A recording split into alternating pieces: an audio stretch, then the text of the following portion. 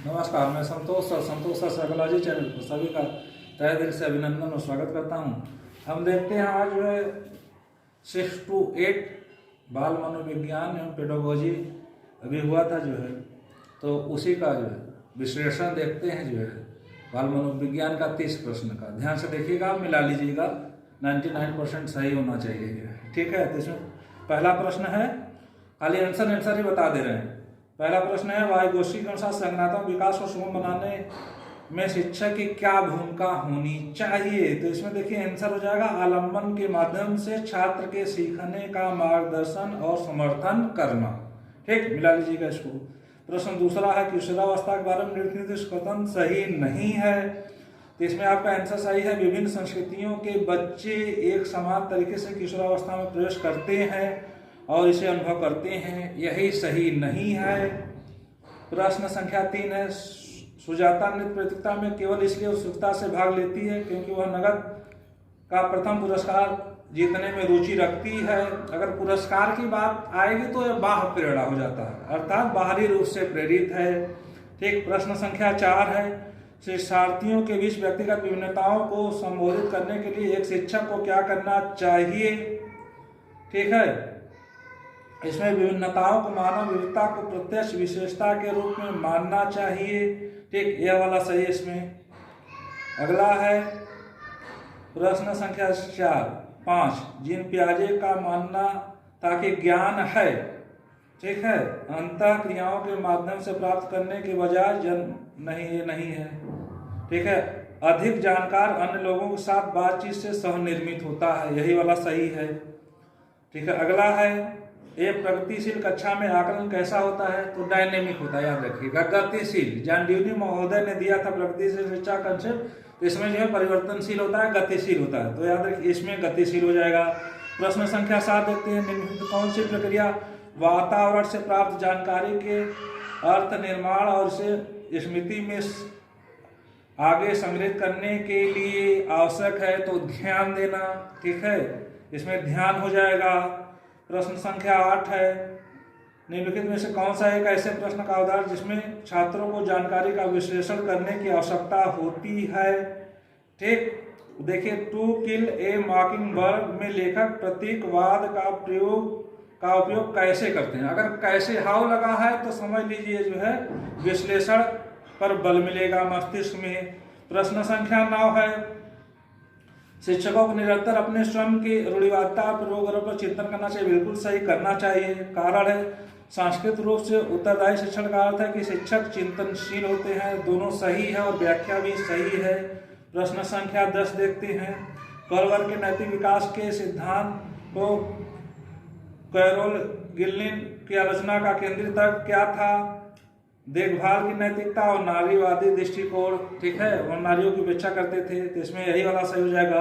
प्रश्न संख्या 11 देखते हैं, वास्तविक जीवन की समस्याओं और मूर्त अनुभव को देखने से बच्चों को अधिगम और जानकारी प्राप्त करने के लिए कई रास्ते मिलते हैं। विकास अपेक्षाकृत व्यवस्थित और अनुक्रमित होता है, दोनों बिल्कुल सही जवाब है और व्याख्या भी करता है।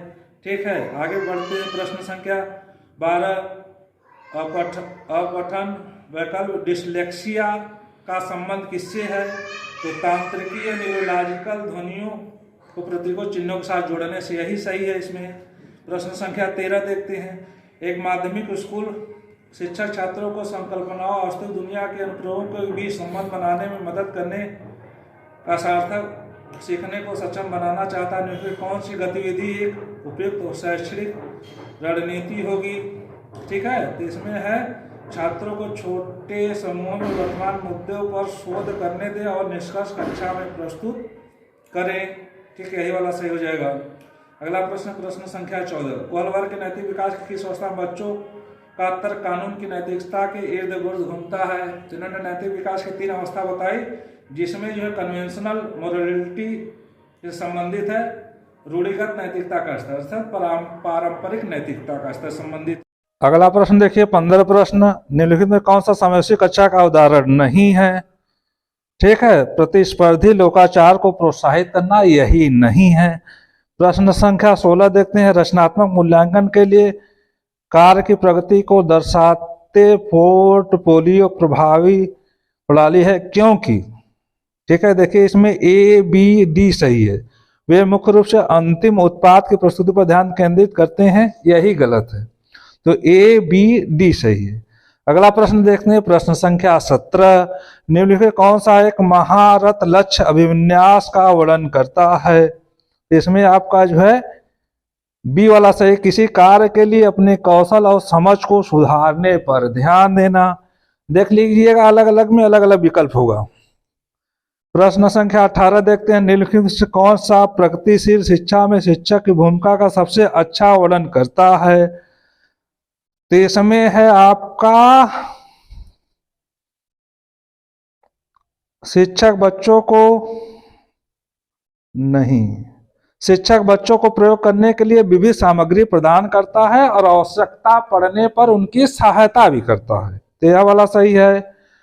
फिर अगला प्रश्न देखते हैं, प्रश्न संख्या 19। पाठ्य पुस्तकों और मीडिया में विभिन्न जेंडर का प्रतिनिधित्व कितना और किस तरीके से किया जाता है? जैसे महत्वपूर्ण प्रश्न पूछने से किसको प्रोत्साहन मिलता है? तो जेंडर पहचान को मजबूत करता है, ऐसा प्रश्न। ठीक, अगला है, जीन पियाजे के अनुसार चिन्हों के लिए चिन्हों का प्रयोग करने की क्षमता, जैसे अक्षर एक्स को अज्ञात अंक के लिए मानने की क्षमता औपचारिक संक्रियात्मक अवस्था के दौरान विकसित होती है और विद्यार्थियों में बीजगणित और गणना सीखने में सक्षम बनाती है। यही सही होगा इसमें। प्रश्न संख्या 21 में, आलोक निम्नलिखित व्यवहार दिखाता है। पढ़ते समय सिर को अजीब स्थिति में पकड़ना, आंख को बार बार रगड़ना, आंखों में लाली, सूजन, अक्षर पहचान में भ्रमित होना। तो यह दृष्टि भ्रमित समस्या से है। अगला प्रश्न है 22। एक समावेशी कक्षा में सीखने के लक्ष्यों, शैक्षणिक रणनीतियों के साथ साथ आकलन में अनुकूलन किया जाना चाहिए। ठीक, समावेशन दर्शन शैक्षिक दृष्टिकोण मूल्यांकन के माध्यम से सभी व्यक्तिगत विभेदों को समाप्त करने की वक्तव्य करता है। तो दोनों सही, व्याख्या भी सही है। प्रश्न संख्या 23।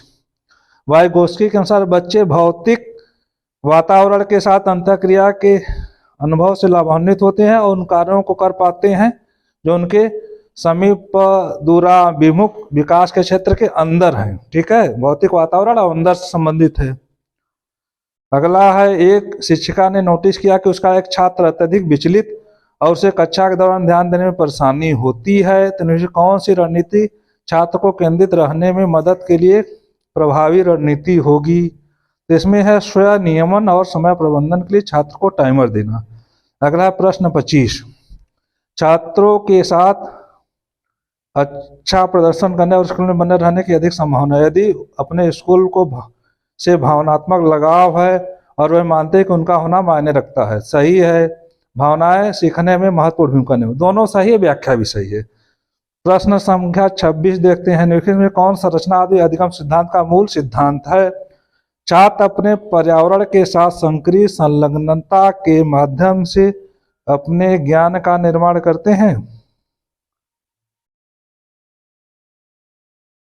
ठीक है, बिल्कुल सही है। ठीक, यही है। आगे बढ़ते हैं, प्रश्न संख्या 27। एक बच्चा किसी कार्य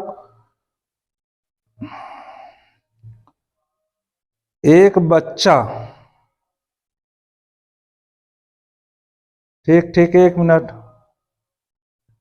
ठीक, सही है। प्रश्न संख्या 27। एक बच्चा किसी कार्य करने में जितना कम समय सक्षम होता है, शिक्षकों को उतने अधिक संकेत और इशारे देने चाहिए। बिल्कुल सही। जैसे जैसे बच्चा अधिक कर सकता है तो शिक्षक को कम मदद करनी चाहिए। बिल्कुल सही। बुद्धि लब्धि की गणना करके सटीक रूप से नहीं मापा जा सकता, यह भी सही है। ठीक है, लेकिन इसकी दोनों सही है, लेकिन दोनों एक दूसरे से संबंधित नहीं, एक दूसरे से व्याख्या नहीं करते हैं। प्रश्न संख्या 28। निम्नलिखित में कौन सा सामाजिकरण की प्रक्रिया की विशेषता है? देखिए, सामाजिकरण की प्रक्रिया की विशेषता है, यह एक जटिल प्रक्रिया है, यह बहुआयामी प्रक्रिया है, यह विभिन्न संस्कृतियों में विशेष रूप से होती है। ठीक है, यह रेखीय प्रक्रिया नहीं होती भाई, लाइनर नहीं होती है। तो इसमें 29 प्रश्न देखते हैं। वह कोई उद्देश्य अभिकथन, यह कोई उद्देश्यात्मक निश्चित क्षण नहीं होता जब कोई बच्चा मध्य बाल्यावस्था या किशोरावस्था में प्रवेश करता है।